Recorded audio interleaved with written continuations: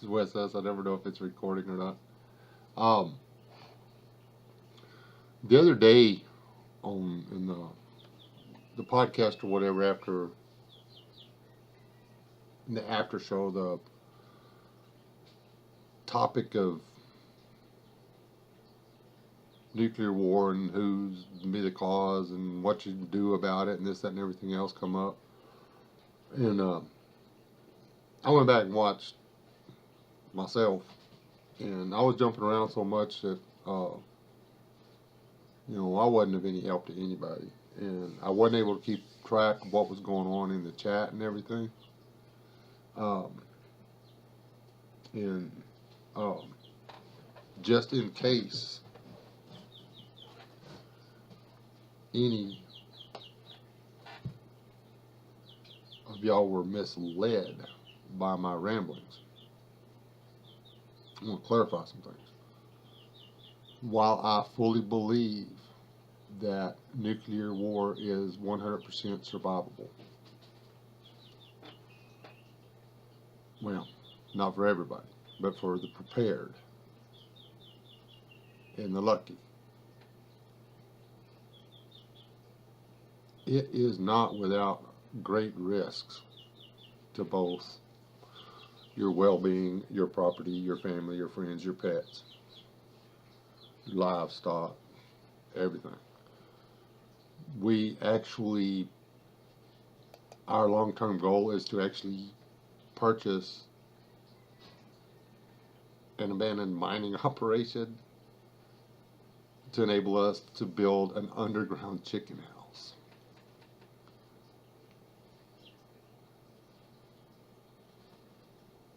Because, well, yeah, that's,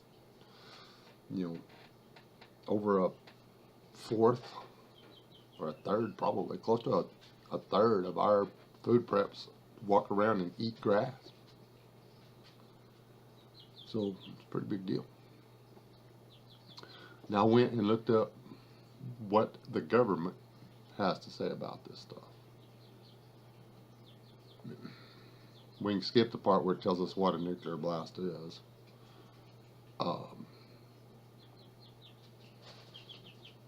Hazards of nuclear devices. The danger of a massive strategic nuclear attack on the United States is predicted by experts to be less likely today. However, terrorism by nature is unpredictable. This must be outdated. Targets may include strategic missile sites, military bases, centers of government such as Washington, D.C., state capitals, important transportation and communication centers, manufacturing, industrial technology, financial centers, petroleum refineries, electrical power plants, and chemical plants, major ports and airfields. 3 factors for protecting oneself from radiation and fallout are distance, shielding, and time. Distance. The more distance between you and the fallout particle, the better. An underground area such as a home or office building basement offers more protection than the first floor of the building. Shielding. The heavier and denser the material, thick walls, concrete, brick, books, earth, between you and the fallout particles, the better. Time.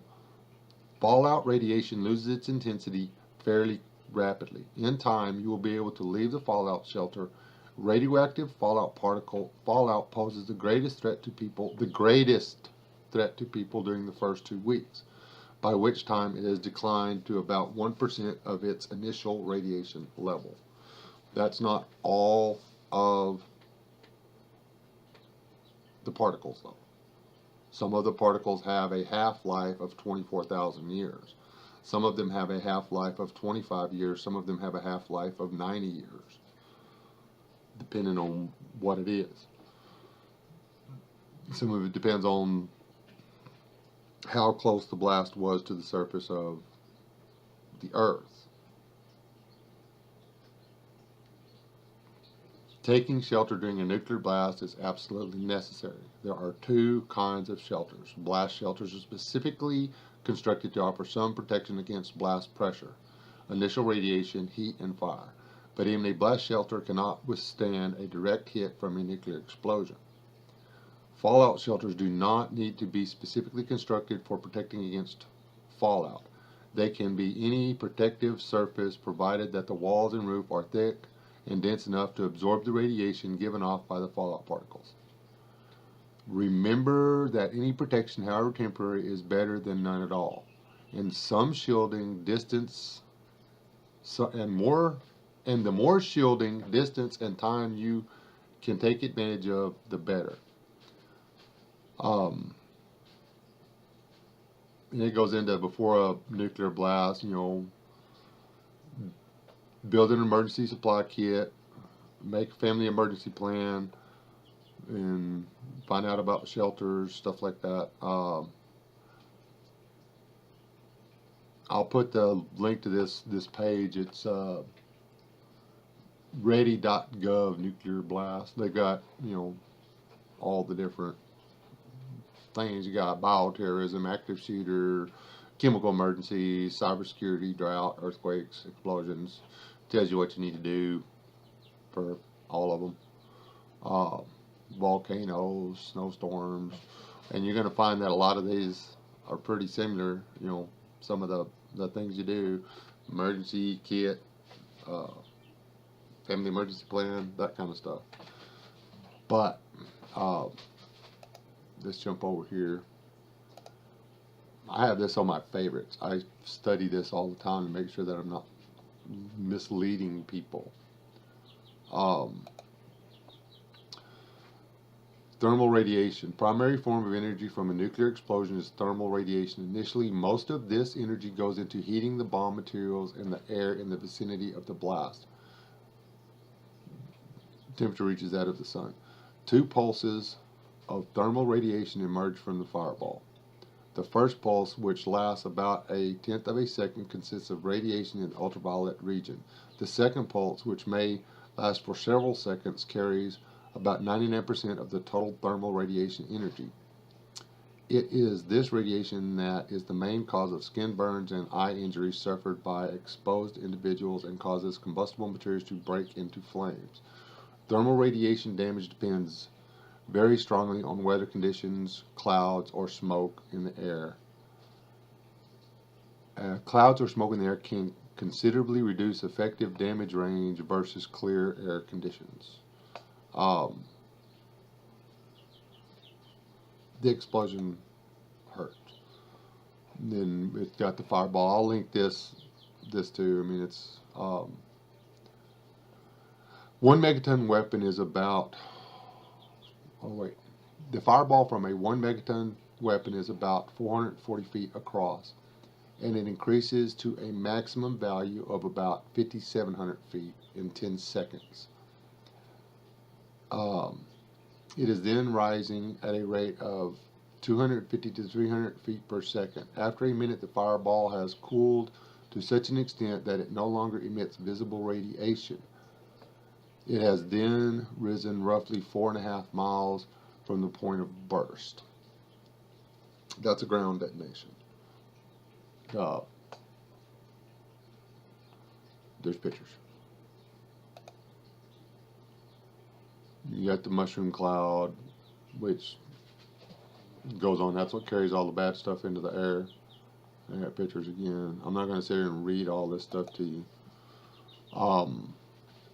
This has the thermal pressure effects. It talks about everything. It talks about the fires caused by the blast. There's pictures of the burns. And the flash blindness. Initial radiation. There's what I look for. Initial nuclear radiation is defined as the radiation that arrives during the first minute after an explosion and is mostly gamma radiation and neutron radiation. The level of initial nuclear radiation decreases rapidly with the distance from the fireball to where less than 1 Roentgen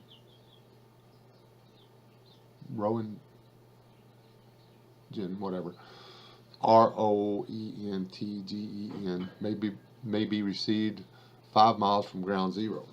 In addition, initial radiation lasts only as long as nuclear fission occurs in the fireball. Initial nuclear radiation represents about 3% of the total energy in a nuclear explosion. Though people close to ground zero may receive lethal doses of radiation, they are concurrently being killed by the blast wave and thermal pulse. In typical nuclear weapons, only a relatively small portion of death and injuries result from initial radiation. It's the blast that kills you. That's what they're saying. The residual radiation from a nuclear explosion is mostly from the radioactive fallout. This radiation comes from the weapon, debris, fission products, and in the case of ground burst, radiated soil. There are over 300 different fission products that may result from fission activities. Many of these are radioactive with wildly differing half-lives. Some are very short, fractions of a second, while a few are long enough that the materials can be hazardous for months or years. Their principal mode of decay is by the emission of beta particles and gamma radiation. I'm trying to keep this short. Long-term effects, just something we're all, if it happens, that's something we're all just going to have to deal with. Radioactive fallout. Radioactive fallout is the radioactive particles that fall to Earth as a result of a nuclear explosion. It consists of weapon debris, fission products, and in the case of ground burst, radiated soil fallout particles vary in size from thousands of a millimeter to several millimeters. Much of this material falls directly back down to the ground zero within several minutes after the explosion, but some travel high into the atmosphere. This material will disperse over the Earth during the following hours and days and months. Fallout is defined as one of two types: early fallout within the first 24 hours after the explosion, and delayed fallout, which occurs days or years later. Most of the radiation hazard from nuclear bursts comes from short-lived radionuclides external to the body. These are generally confined to localities downwind of the weapon burst. This radiation hazard comes from radioactive fission fragments with half-lives of seconds to a few months, and from soil and other materials in the vicinity of the burst made radioactive by the intense neutron flux. The ground contact makes the stuff radioactive, thereby making more fallout.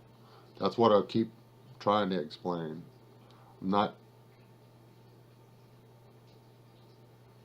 If the bomb doesn't contact, if the fireball doesn't contact the Earth, then it allows the fire to burn. It doesn't mean that there's not going to be any fallout from the bomb. It just means that it's not as bad and it burns faster, so it burns off quicker. And that's why they developed the altitude bombs, the ones that pop 50, 60, 100, 200, 300 miles in the air, depending on what they want them to do. An airburst can produce minimal fallout if the fireball does not touch the ground. That's what I've been saying. On the other hand, nuclear explosions occurring at or near the Earth's surface can result in severe contamination by radioactive fallout. An airburst can produce minimal fallout. Depends on what they make the bomb out of. Basically, the only thing you got to worry about is what is in the missile becoming radioactive, and any birds that happen to be in the area, or rain clouds, or airplanes, or whatever. And whatever of the fission material that doesn't go, it doesn't all burn. To date, they haven't figured out a way to make all of it burn, which is actually good for us, because the more of it burns, the bigger the boom. So, anyway, this goes on forever. Like I say, I'll put a link to this.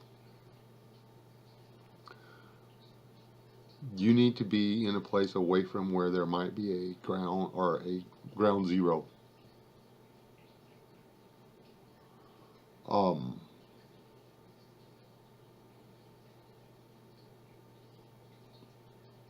which would be hard to find in the United States now.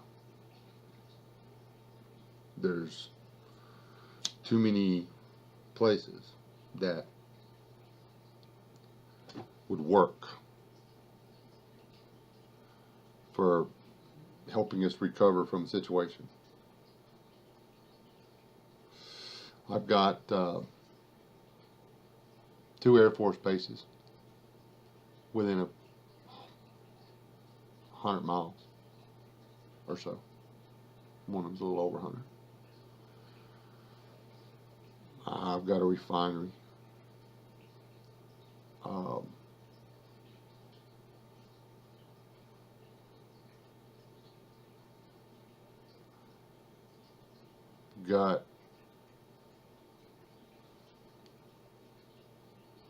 There's just no way to get any further away than that from anything that might be a target. Not where life would really be all that sustainable.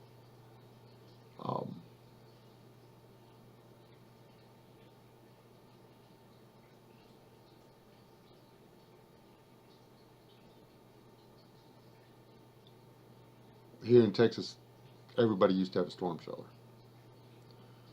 The beauty of a storm shelter is it doubled as a fallout shelter.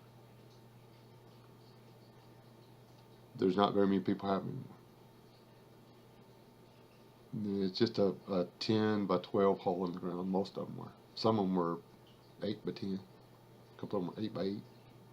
Just depend on how big a hole you wanted to pay for. There's an abandoned one that it's caved in. It was just a dirt hole.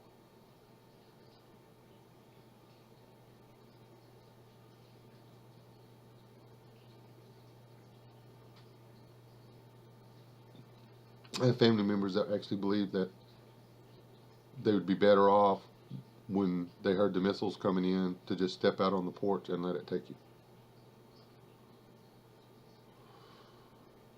I do not concur. Simply because I believe that if you can survive the initial blast and the fallout, you can make it through this. But you have to be aware that you're going to have something safe to eat. You're going to have critters that you can depend on to replenish your flock, your herd, whatever. I did a deal, it was for my giveaway. Remember the boring chicken vid was what radiation did to chicken eggs. The eggs aren't going to hatch. For the first 3 months or whatever after the event, there's not going to be any baby chickens, not normal ones, not that make it out of the egg.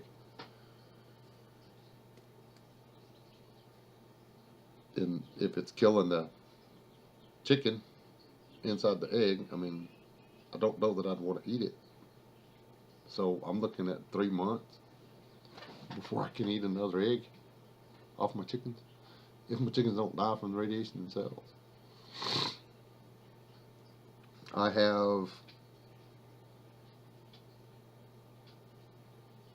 put a lot of extra material on my hen house.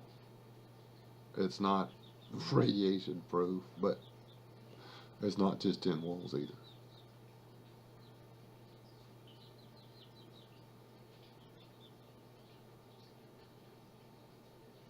And yeah, I'd bring a few of them in. I don't know. Because we're going to be somewhere else so they can have the house.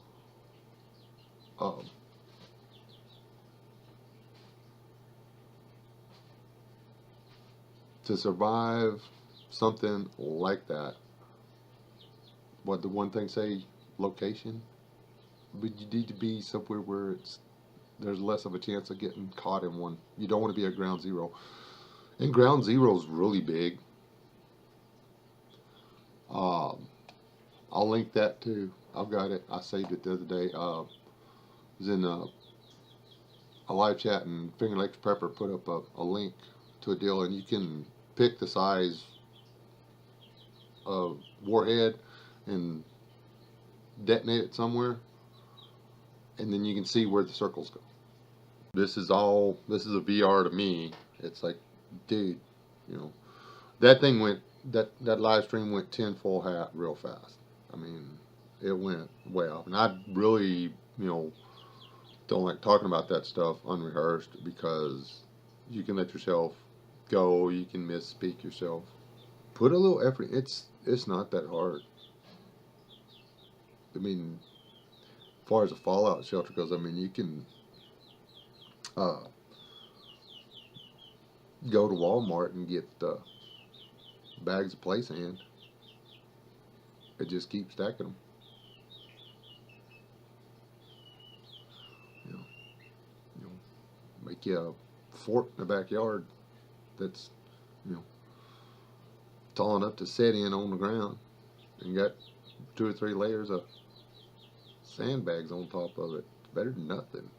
It's not exactly a bomb shelter, but it'd work for fallout. But therein, you got to be somewhere where you're not going to get caught in that big fireball.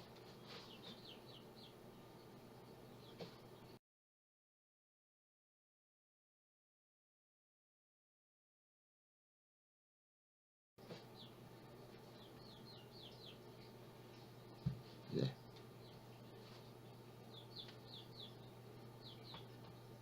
Nuclear war is not, if for whatever reason everybody launches everything they got at the same time, and everybody blows up every target, or even half of the targets, then yeah, it's going to be messed up. Still don't think it'll kill everybody. Might kill everybody in the northern hemisphere, but there'll be people in the southern hemisphere. Apparently, there's not that much down there worth blowing up.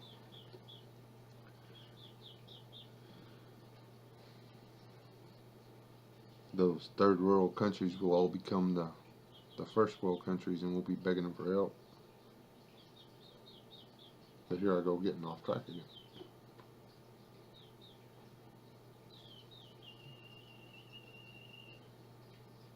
There's, when you die in a survival situation, when do you die in a survival situation? When does it end? When is it game over? When you give up.